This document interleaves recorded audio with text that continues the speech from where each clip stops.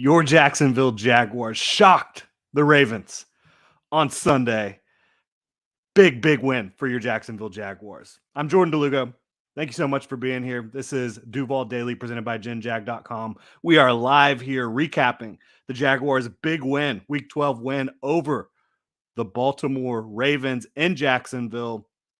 Final score, 28-27. Jaguars marched down the field after the Ravens scored a late touchdown, and the Jaguars answered with a touchdown of their own. Down 1 point, 14 seconds to go. Doug Peterson, he has a decision to make. Does he kick the extra point to tie the game? Does he go for two? We're talking about Doug Peterson here, folks. He goes for two. Trevor Lawrence finds Zay Jones in the end zone for the 2-point conversion, and the Jacksonville Jaguars escape with a victory. They were able to limit the Ravens there on the final drive. They had 14 seconds left. The Ravens did to get Justin Tucker into field goal range. They got him a 67-yard field goal, and he was just short. He was just short for the Baltimore Ravens. And the Jaguars, they leave Week 12 with a big, unexpected victory. They were not favored in this one. The Ravens were the heavy favorites. Pretty much everyone was rolling with the Ravens against the Jaguars, but the Jaguars shocked the world. They shocked the Ravens. And this is the type of game that the Jaguars throughout this season have lost for the most part, right? Jaguars have lost a lot of close games, a lot of games where they're in it in the fourth quarter. They can't put the game-winning drive together. They can't finish. They were able to do that against the Ravens, a really good team, albeit an injured team. That is not something to forget here. The Ravens were dealing with a lot of injuries, a heavily depleted wide receiver core, some injuries on the defensive side of the ball as well. No Kyle Hamilton, but still, great win for your Jacksonville Jaguars. You shouldn't worry about who they were playing against or who they weren't playing against, who wasn't on the field for the Ravens. You should be fired up. Your Jacksonville Jaguars are now 4-7. They're still sitting on the outside looking in when it comes to the playoff picture, but the Jaguars have talked about coming off this bye week that they have a 7-game season to go try to make the playoffs in 2022, and that's what they're trying to do right now. They got off to a good start in this little mini season after the bye, 7 games. They start out 1-0. Great win for your Jacksonville Jaguars. Talk about Trevor Lawrence and his development. He has been the target of a lot of scrutiny throughout the early part of his NFL career, the 2021 first overall pick. What a fourth quarter for Trevor Lawrence. He has the fumble late in the third where he got rocked from behind. He got hit sticked. He got blindsided, whatever you want to call it. He coughed the ball up. Obviously, you cannot fumble the ball no matter the situation inside your own territory, given the Ravens great field position, and they go down and score a touchdown. Jaguars fall behind, but what do you know? Trevor Lawrence, he picks himself up off the mat. He gets the Jaguars back down the field to score another touchdown, and then the Ravens responded again. What does Trevor Lawrence do? He responds again. Unbelievable performance for Trevor, not only statistically, not only delivering really good, accurate footballs all over the field, but his ability to come back from the adversity of fumbling the ball, allowing the Ravens to get really good field position, allowing them to take a go-ahead score. And he just bounced back, and he led his team on 2 fourth-quarter touchdown drives where he's the one throwing the touchdown passes. And then also super clutch delivery to Zay Jones on the 2-point conversion to take the lead with 14 seconds left. So this is the type of performance you want to see from Trevor Lawrence. This is I think this is the one where you can plant your flag and say Trevor Lawrence has arrived. Trevor Lawrence is a good quarterback right now. This is what you see from good quarterbacks. They might make mistakes. You see Mahomes make mistakes every once in a while. Lamar Jackson, whoever you want to talk about, they make mistakes.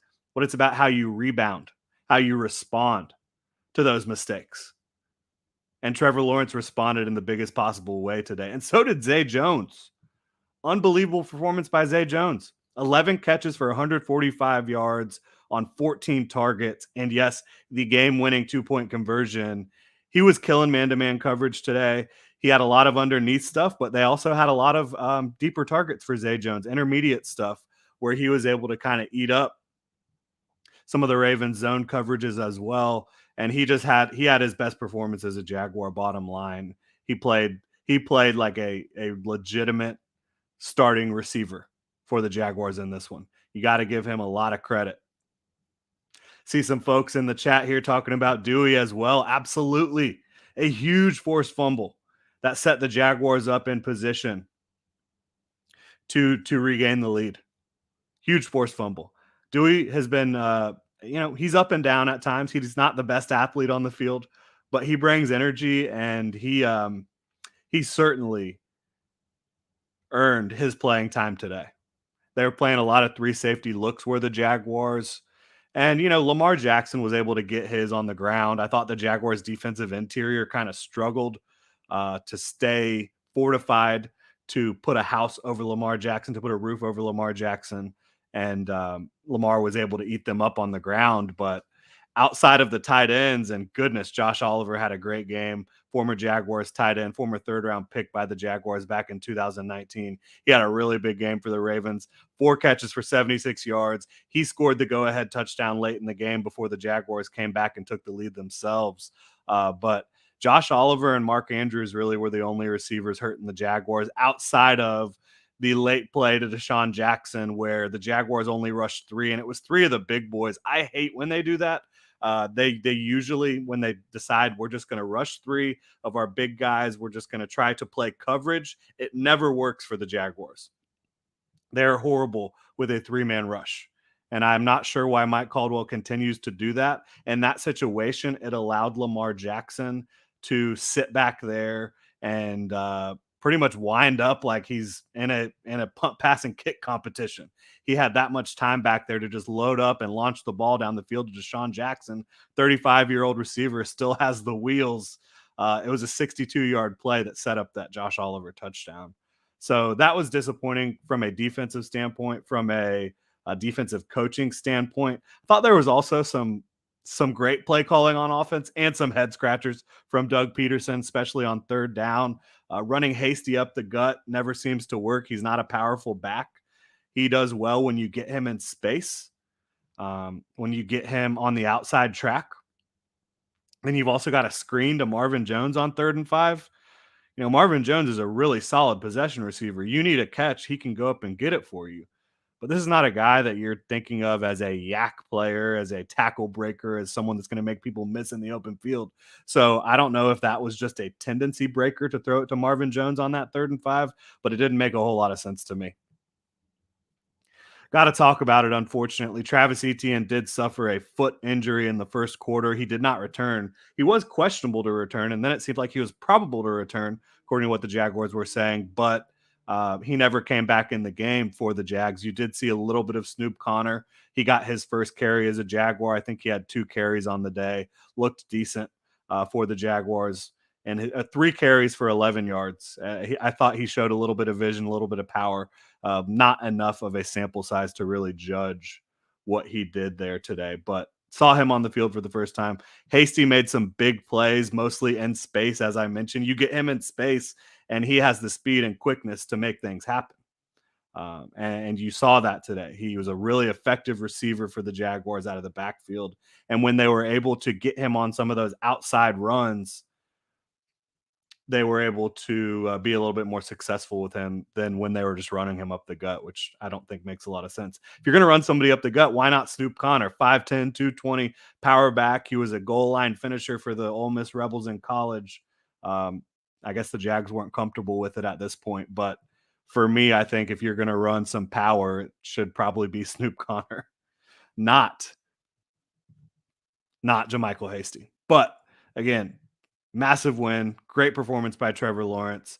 Got a good question just there. Volkfang says, what's Trevor's completion percentage of the last 3 games? Well, prior to this game, his completion percentage against the Raiders and Chiefs combined was 76%.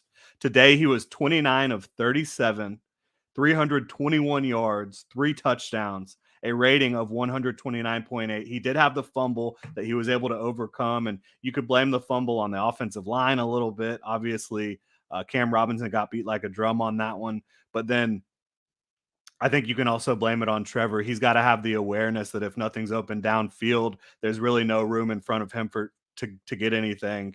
Probably you need to throw that one away or you need to get down. I know he's trying to make a play in the second half. I get that, and he was able to bounce back.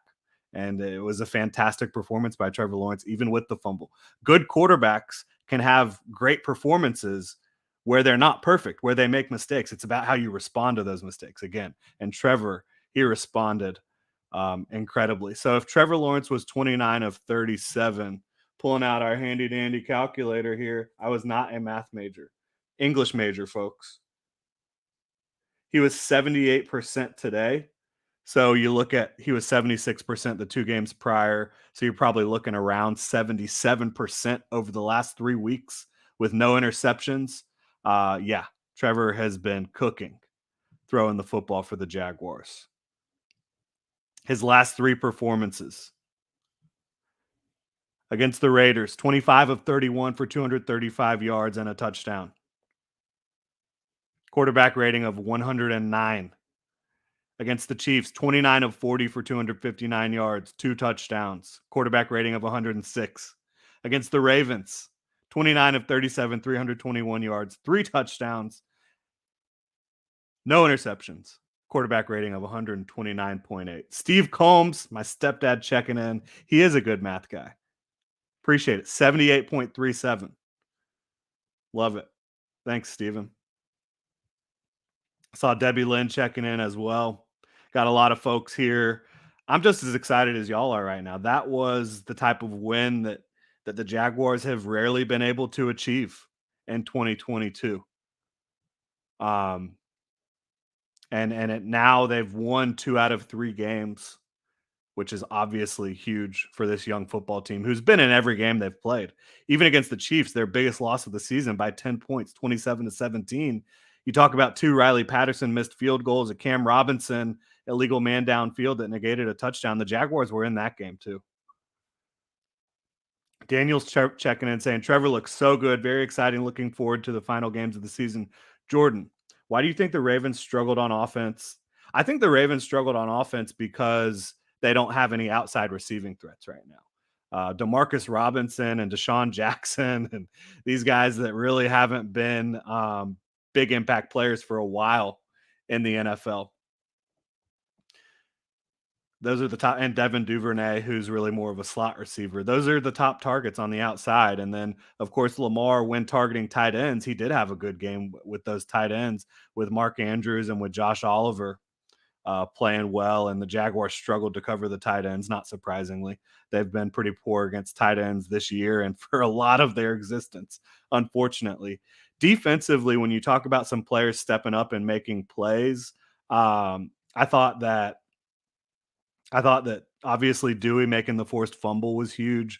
Thought Josh Allen created a lot of pressure in this game, forced Lamar Jackson off his spot, forced Lamar Jackson to throw the ball before being ready to throw it on a couple third down plays. And then Lamar was not able to hook up with his receivers on those. You also had Josh Allen with a big tackle for loss in this one. I thought Trayvon Walker played better, thought he was able to get some pressure. You saw him he forced a holding penalty late in this game against the Ravens left tackle. So I think those two played fairly well. Devon Hamilton had some really big moments, but overall, I was a little bit disappointed with how the defensive interior handled Lamar Jackson's rushing ability, giving up some huge running lanes up the middle. Was a little bit disappointing. Overall, yeah, I would just say that the Ravens struggled to pass the ball on the outside because they don't have much on the outside right now. They were really counting on Rashad Bateman this year, and he's been injured with a foot injury, I believe. So it is what it is. Thank you so much, Kyle Donovan, for the super chat. It says beers up for that game-winning drive. Absolutely. Absolutely. Thank you, Kyle. Much appreciated. Super chats really help out the channel, help me be able to continue to do this thing. John's checking in. LFG, that's right. No Setback says, we are 3 games back from the thumbtacks. We're still alive. Yeah, the Jags are still alive. And I see that the Titans lost today, I believe, against the Ravens, right? I mean, excuse me, not against the Ravens, against the Ravens division rival, the Cincinnati Bengals. Yeah, the Bengals come back and they win that game 20-16 over the Titans. So the Titans are now 7-4, still atop the division. The Colts are 4-6 and 1 with that tie against the Texans, and then you have the Jaguars at 4-7. They've got a chance to go on a run here. That's what they've been talking about. I'm not predicting they go on a run, but they look like they're a team that's figuring out how to fight and keep themselves in these games late and scratch and claw. They've done it 2 out of the last 3 weeks. They've been able to pick up wins against the Raiders, which everybody's beating the Raiders at this point. But this was a huge win against the Ravens. You were down late in the game. Multiple times Trevor Lawrence was down in the fourth quarter and had to lead touchdown drives, and he did. He faced adversity. He overcame it. We'll have to go back and I will go back to get some more in-depth analysis on how the lines of scrimmage played, how the secondary played for the Jaguars outside of not being able to cover those tight ends. And just a deeper dive, we'll be able to get into it after we rewatch this and get into the all 22 and stuff. But I think overall, you talk about Trevor Lawrence, great game. I think Doug Peterson, from a play calling standpoint, pretty good, but there's still some questionable ones on third down. Um, and then defensively, I thought Mike Caldwell had some very nice, very nice moments as a play caller, but some real poor moments as well. None worse than the sending 3 big boys after Lamar Jackson on third down, letting him just tee that one up to Deshaun Jackson down the field. You know, going for 2 at the end of the game. Would I do that? I'm not a play caller. But would I do that? Probably not. Do I love that Doug did it and dialed it up? Absolutely. I liked that on that specific play call. You've seen so often in the red zone, the Jaguars try to roll right and hit somebody on a speed out or a flood concept on the right side of the field. They went to the left side of the field with a one-on-one matchup with Zay Jones, and just Trevor had faith that if he put the ball where he needed to put it, that Zay was going to go get it, and he did. He absolutely did. No Step Back says Jax has a chance to win any game. There's no longer an easy win. Sleep on us and regret it. Yeah, I would agree with that. They've been in every game they've played this year. No Step Back says the pooch kick that needs to stop. Yeah, a pooch kick. It is a little bit of a difficult situation you're in because they do have Devin Duvernay back there, who is a really dangerous returner. And so if you kick it deep, you kind of run the risk of Riley Patterson doesn't have the biggest leg. He has been doing a good job trying to kick it out of the back of the end zone and not allow returns. But there seems like there's a decent chance that he doesn't get all of it. And then you have Devin Duvernay with an ability to make a big return, and you want to avoid that, obviously. But then also the pooch kick, you're giving them good field position, and they have the best kicker in the game.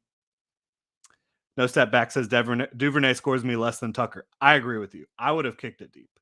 I think you try to make them work for those yards.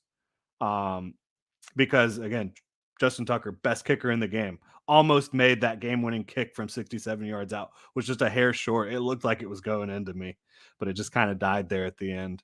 Couldn't quite get it in there. Looking through the rest of my notes, you had Foya Lukin. I need to go back and watch some of the coverage stuff, but he had some standout plays in this game. He was able to force the fumble on the first drive. The Jaguars were not able to recover it, unfortunately. Andre Cisco almost had a really big pick, making a play in coverage. This is a guy that continues. I think the last 4 or 5 games, he has gotten his hand on the football and been really close to picking it off or has been able to pick it off. So I really like the way Andre Cisco is playing in coverage. He feels really confident, really locked in with what he's doing.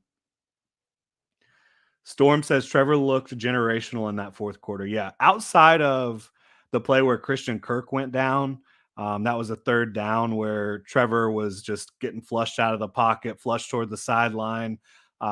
He tried to force it in there, and it hit Geno Stone right in the face, either right in the face or right in the chest. So that was disappointing from that very specific play. But the very next play, he rebounds and he hits Zay Jones, 27-yarder on 4th and 8.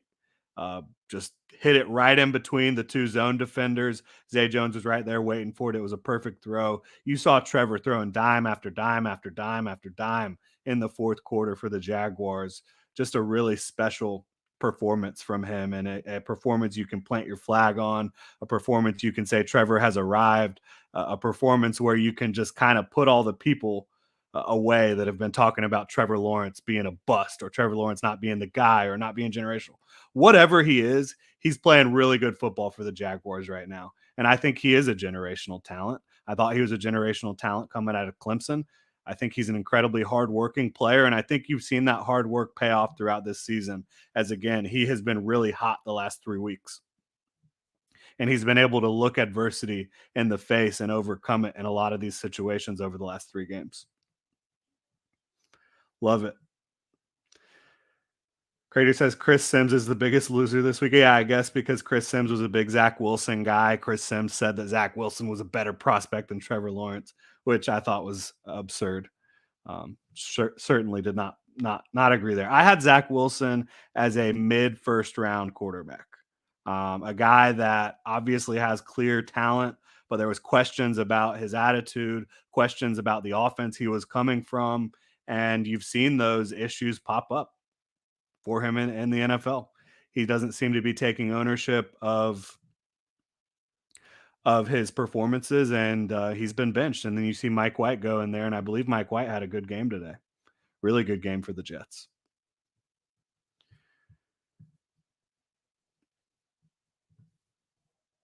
Storm says 3 straight games for Trevor with a quarterback rating of over 100. Yeah. Do busts do that often? I'm not sure. I'm teasing, of course. And I got a lot of flack for giving Trevor a little bit of or blaming Trevor for fumbling that football. Look, you can't afford to fumble the ball that close to your own end zone late in the game. You can't afford to do it. I know that the offensive line got beat, but you've also got Trevor has the ability to throw the ball away, to go down, to not fumble. It was a massive hit. I'm aware.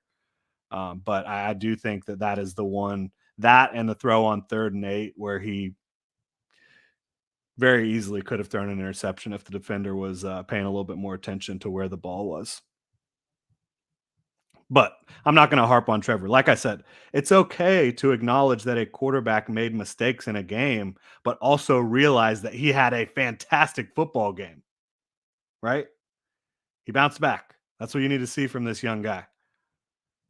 So the Jaguars are now 2-3, or excuse me, 2-1 over the last 3 weeks. They start out the second part of their season after the bye 1-0. They still believe that they are a team that is in playoff contention. We will see if they're able to maintain some momentum here. They are going to play the Detroit Lions in Detroit next week, which is going to be a huge matchup. The Lions are a high-flying offense, and they've won a bunch of games now in a row, and they're looking like a good football team under Dan Campbell. Jared Goff's playing well. You've got a lot of talent on the offensive side of the ball, really good offensive line. That's going to be a hell of a test for the Jaguars. And then you go to play the Tennessee Titans in Tennessee. If the Jaguars have any chance of trying to compete for the playoffs and make this thing a miraculous turnaround, it starts with the Lions and the Titans. Both of those games are on the road. It's going to be tough. But I do believe the Jaguars can win anytime they step on the field. I also think they can lose anytime they step on the field. So, oh yeah, the Lions did lose to Buffalo. I forgot about that. But the Lions gave them everything that they could handle. I think the Lions are a really good team. Really good young team. Really good young offense. I think the defense still leaves a bit to be desired, but No Step Back says total body of work made Trevor Lawrence the easy choice in that draft. Yeah, I think it did. I said I had Justin Fields and Trevor Lawrence as the two best quarterbacks I've ever graded in college football. So I thought, any team that would take either of those guys was going to be set up for great success as long as they surrounded them with talent. And the Jaguars, I think, have just enough talent right now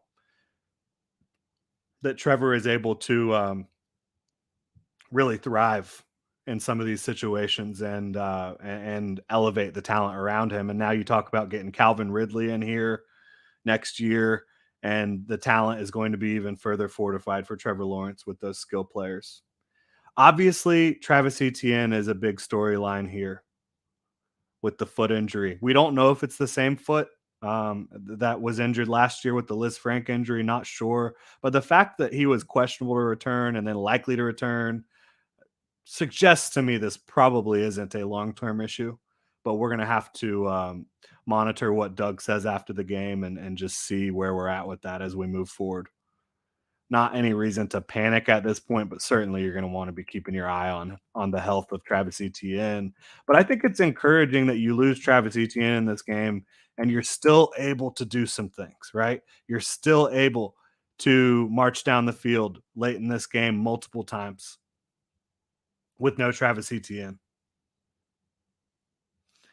Tampa says Doug calling that two-pointer equals heart attack.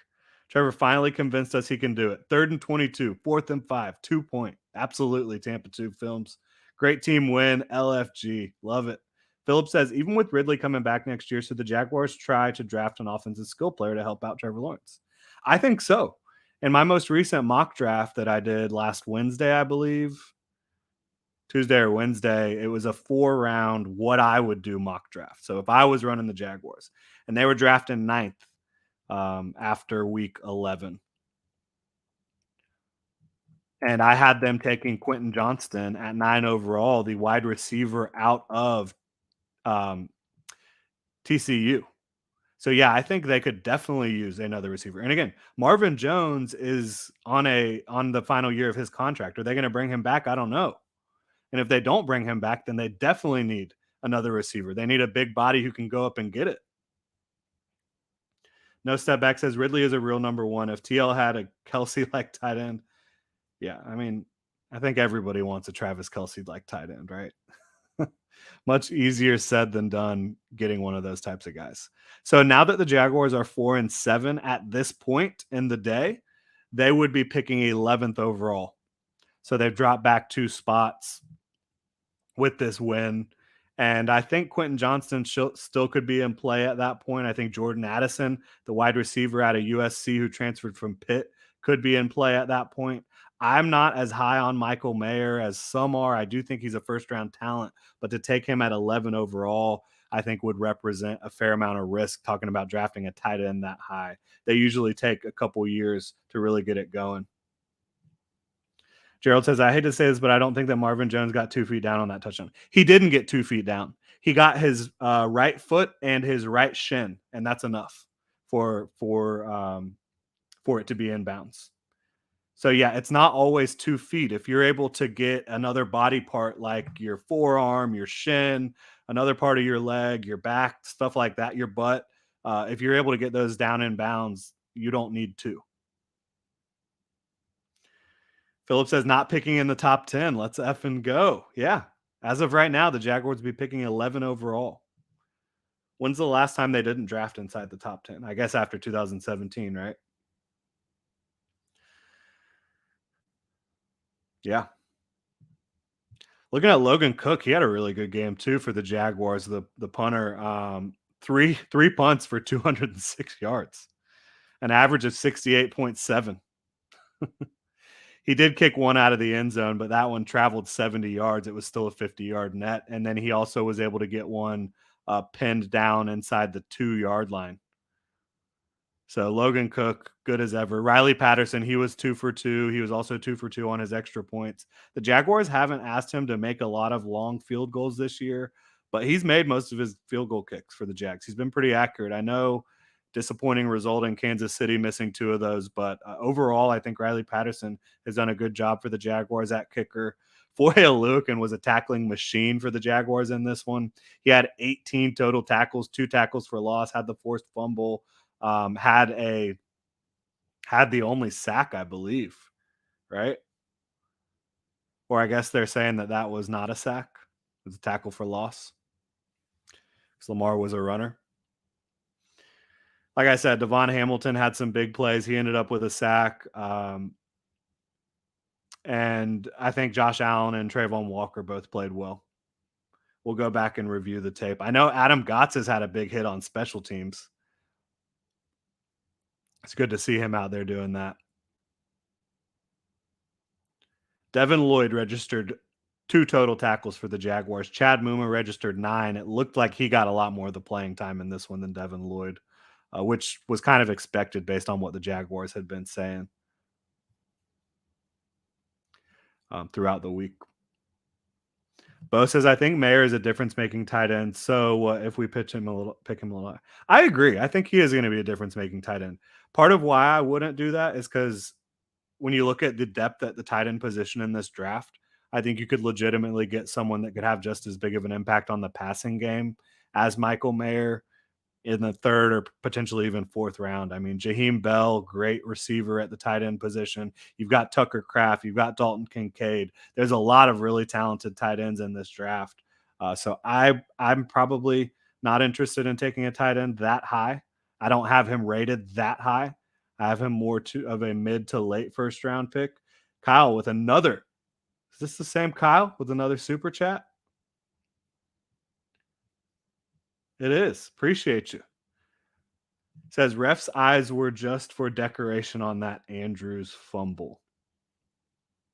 Yeah, I mean, look, Chad Muma, was he out of bounds when he touched the ball? Was his arm out of bounds?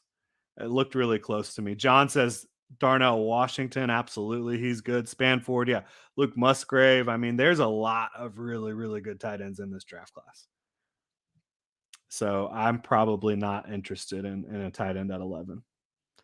Volk says, who would you take at 32? Well, right now the Jaguars wouldn't pick at 32. They'd have to finish. Well, 32 is a first round pick. I'm assuming you're talking about with the Jaguars' first pick of the second round, which right now is 42 overall. If you went Quentin Johnston in the first round, which I don't think the Jaguars will do, I don't think they're going to take another quarter or another receiver after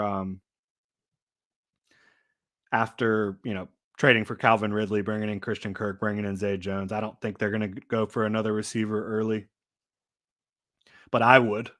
And then if they did that, I would. I like a lot of the corners that could be available in the second round as well. Devin Witherspoon, I have a first round grade on him, but I think a lot of folks are going to have him more in the day 2 range. The kid out of Texas A&M as well. Forbes out of Mississippi State. There's a lot of good corners. I think the Jaguars absolutely need to go get a corner because I don't think you can afford to pay Shaquille Griffin. I don't know if you want to pay Shaquille Griffin. You have the out in his contract, and then you probably move on from him. Probably best for both parties, and you need to bring in someone to play opposite Tyson Campbell. Eric says, "Can we get a hand clap for Zay F. Jones?" Absolutely. Zay Jones, best performance as a Jaguar. Clutch performance. He was Zay Jones. I mean, Trevor Lawrence's primary target down the stretch. Again, 11 catches on 14 targets for 145 yards in the game winning 2-point conversion. No Step Back says, how about an OT in round 1, or do we want to re-sign Cam or Jawan? Well, Cam has been re-signed, so he's going to be their starting left tackle. Because I don't think they're going to trade him. Nobody would want to trade for that contract, etc. Jawan, that's going to be up in the air. And if they don't re-sign Jawan, you still have Walker Little. I don't think you can give up on Walker Little. But would I be mad if they took an OT? No. If they were able to land like Olu Fashanu out of Penn State, or Pete Skoronski, or Paris Johnson, maybe even the kid out of Georgia, there's a lot of good tackles, and I think protecting Trevor Lawrence is never a bad idea. So I could see that, but I do think having to take a tackle in the first round 2 years after taking Walker Little in the second round would be a disappointment. Like, do you really not feel any comfort in Walker Little potentially starting for you? I don't know, and it'd be nice to see some more Walker Little down the stretch this year. So I'm not sure how they're going to play it out. I'd be surprised if they take a tackle in the first round. I really would. An offensive tackle, anyways. Somehow Jalen Carter fell that far, which he won't. He would be a home run pick. But yeah, that'll do it here. We've been talking for about 35 minutes. Appreciate everyone so much for being here. Again, I'm Jordan DeLugo. You can follow me on Twitter at Jordan DeLugo, Generation Jaguar at Generation Jag. And make sure to hit the like and subscribe button on YouTube. Hit the notification bell so you don't miss a show. If y'all have got any final questions, anything you want to get off your chest before we get out of here, you're welcome to do that. Like to remind you to also check out genjag.com, pick up Duval gear. You can become a channel member of the YouTube channel here at GenJag. You can get discounts at genjag.com, some other cool perks. We've got links in the description below. All right. Bo says we need to start in cornerback. Yes, absolutely. I think that you need to get a start. The Jaguars need to draft a cornerback in the first 2 days of the draft. No doubt about it. Nash says, I want to see more Snoop Connor going forward. He seemed really good at Ole Miss, and he has a whole lot of talent. Yeah, he's a physical back. I think he's got some decent vision and more quickness than I expected. He certainly has power. He was a touchdown machine for the Rebels. I think when you talk about some of those short yardage situations, that's definitely where I'd like to see him if Travis Etienne is forced to miss any time. John checking in with a Duval. Love it. No step back says, thanks, Jordan. Great wrap up and channel. Thank you. Really, I could not be doing what I am doing without you guys tuning in and supporting the channel. So it means the world to me. Thank you so much. Nash says, thanks so much. Your analysis is great as always. Go Jags, DTWD. Awesome. Thanks so much, guys. That'll do it for this one. Again, hit me up on Twitter, Jordan DeLugo, Generation Jaguar at Generation Jag. Check genjag.com. Become a channel member. Whatever you want to do to support the channel. If it's just a like, a subscribe, notification bell, I'm great with that. I really appreciate y'all. So you got Victory Sunday, got a Victory Monday coming up for all those Jaguars fans out there. I'm really excited for y'all. Enjoy it. Enjoy it. Don't worry about next week yet. You've got the Lions coming up. We'll worry about that in a couple days, right? Enjoy this win. Focus on this win. Celebrate the fact that Trevor Lawrence is playing like a franchise quarterback. Celebrate the fact that he's overcoming adversity and playing really good football down the stretch in these games.